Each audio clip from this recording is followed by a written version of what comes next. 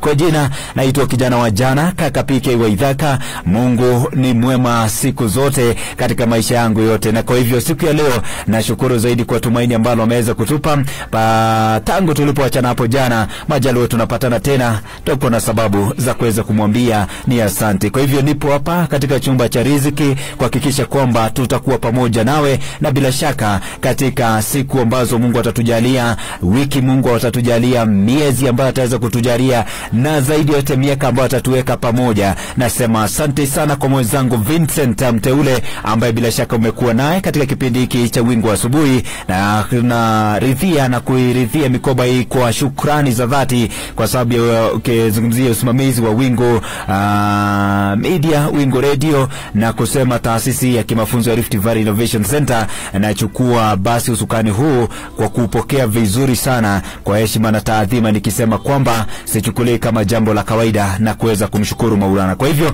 namshukuru sana mwenzangu Vincent ambaye umekuwa pamoja naye, nikimshukuru zaidi yote na kumwombea mema mahala ambapo bila shaka Mungu amemfungulia milango ya heri. Najua tutatangamana, mawanda haya ni makubwa.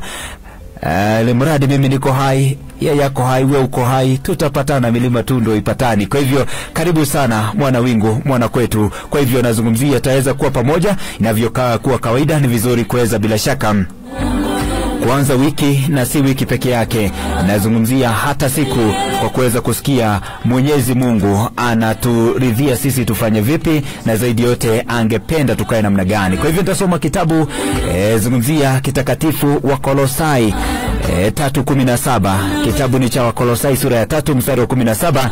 Neno lasema hivi kwa lugha ya Kiswahili: na kila mfanyalo kwa neno au kwa tendo, fanyeni yote kwa jina la Bwana Yesu, mkimshukuru Mungu Baba kwa yeye.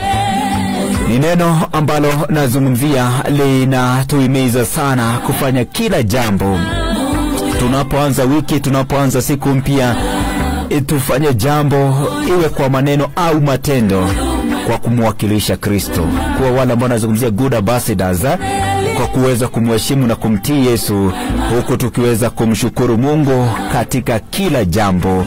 Na zaidi yote ni tumaini ambalo tunapata katika maisha yetu, kwamba tunaweza kuwa na zaidi yote maisha yetu ya kuwa maana na baraka tukifanya kwa ajili ya Yesu, tukiwa kazini, tukiwa tuwatembea, mahala popote utakapokuwa, haijalishi, msimamia Yesu Kristo pale kwa njia ya utakatifu, na zaidi kwa njia ambayo ni shwari zaidi. Kazi ambayo umepewa kuifanya, usifanye kama unamfanyia yule ambaye amekupa kazi, yule boss wako pale.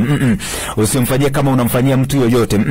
Hebu ifanye ile kazi kama unamfanyia Mwenyezi Mungu, alafu utaona malipo yake. Malipo yake ni tofauti, kwa sababu Mungu anaweza kulipa kuliko mwanadamu. Kwa hivyo ni vizuri sana kazi ambayo unapewa, iwe basi unapokea posho ama upokee posho, ifanye tu kadri tu kwa mapenzi yake Mwenyezi Mungu. Kwa hivyo najua wiki itakuwa nzuri na siku itakuwa bomba.